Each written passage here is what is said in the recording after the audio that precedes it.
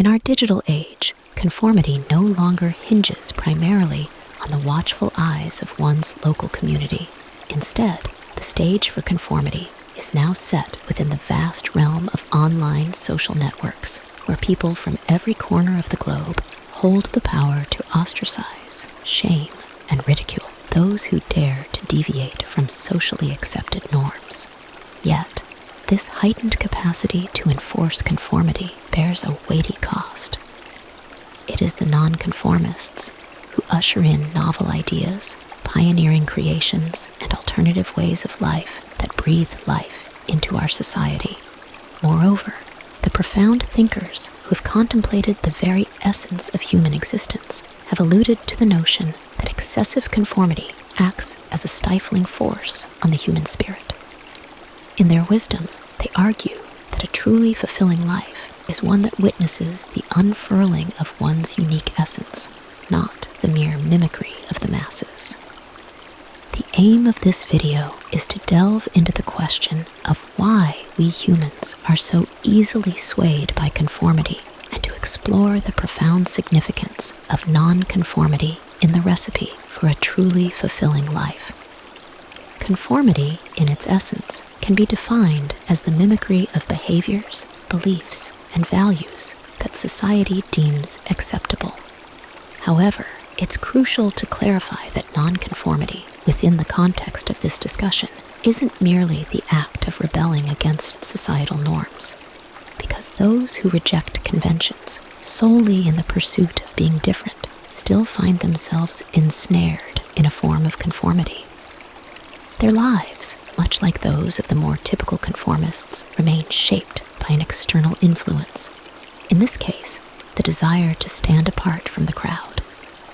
Genuine nonconformity, in stark contrast, shines when an individual's life journey and character are sculpted by behaviors, beliefs, and values deliberately chosen for their personal and authentic significance.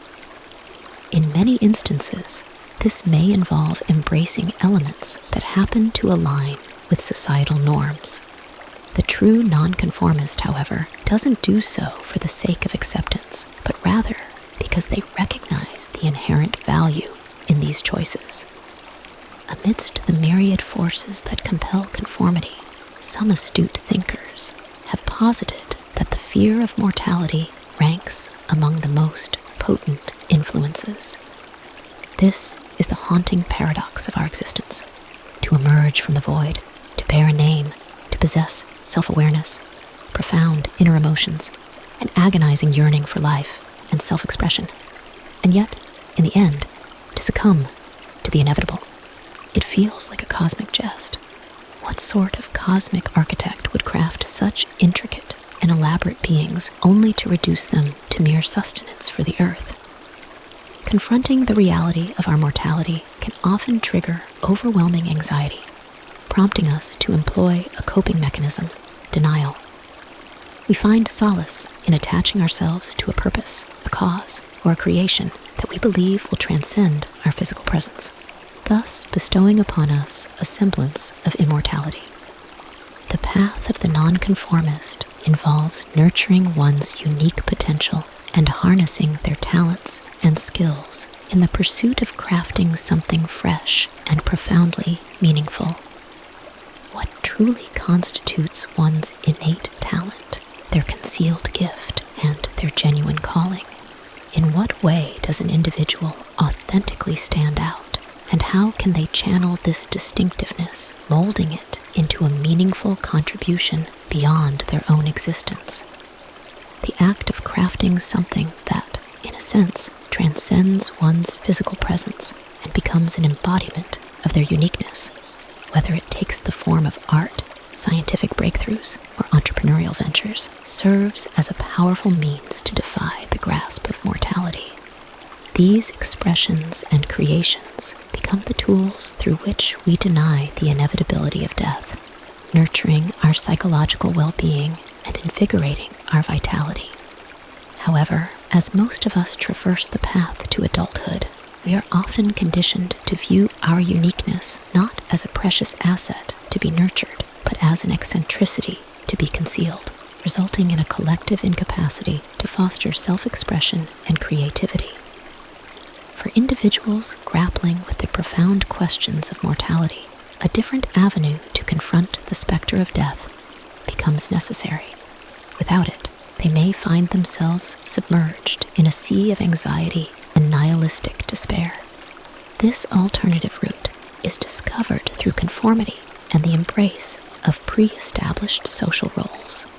While this course chosen by conformists may appear to confine the unfettered expression of one's uniqueness to a life characterized by monotony and predictability, it does offer a semblance of security and solace.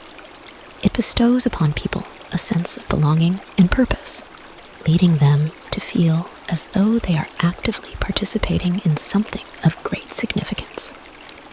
Much like many prisoners, they find solace in their confined and sheltered routines, and the prospect of release into the vast realm of random chance and personal choice fills them with dread.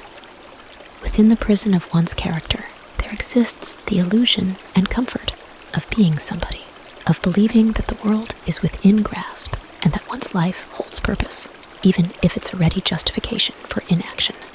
To exist automatically and without critical examination is to secure at least a minimal portion of the societal script. Just as Christianity once bestowed meaning upon Western lives and furnished a set of guiding values in our contemporary world, modern society and government have assumed these pivotal roles. Much like any established religion, the faith of a society gains strength and conviction with the increasing number of its devotees. It is this very dynamic that sheds light on the apprehension and unease the masses feel towards nonconformists. These unique individuals, the nonconformists, inadvertently sow seeds of doubt within the minds of the conformists. They challenge the established order and prompt introspection regarding the true significance of societal roles and, by extension, the essence of individual existence. In response, the majority actively discourages the cultivation of one's unique self.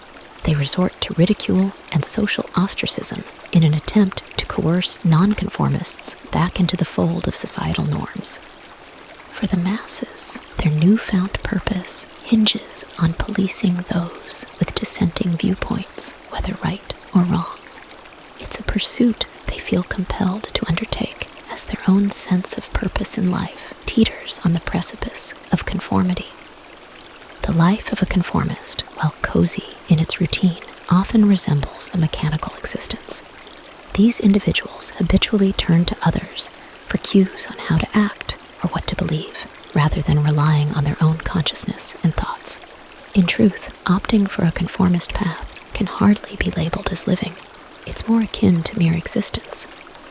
While the majority of people conform without ever pausing to ponder why they do so, there are those, like yourself, who are plagued by a persistent sense that life offers more than the scripted social roles they've adopted. You intuitively grasp that, in the brief span between two eternities of darkness, it is your duty to nurture your individuality and explore the bounds of your potential. Nurturing one's uniqueness is akin to the exhilarating ride of a wild horse. It's a thrilling and invigorating experience that makes you truly feel alive. In contrast, conformity can be likened to drifting off to sleep on a perpetually spinning merry-go-round. You're aware of the monotonous path you're on, and it leads you in endless circles devoid of excitement or novelty. Remember that living the life of a conformist is to be a copy, a number, a robot, a slave, and most importantly, to be disposable.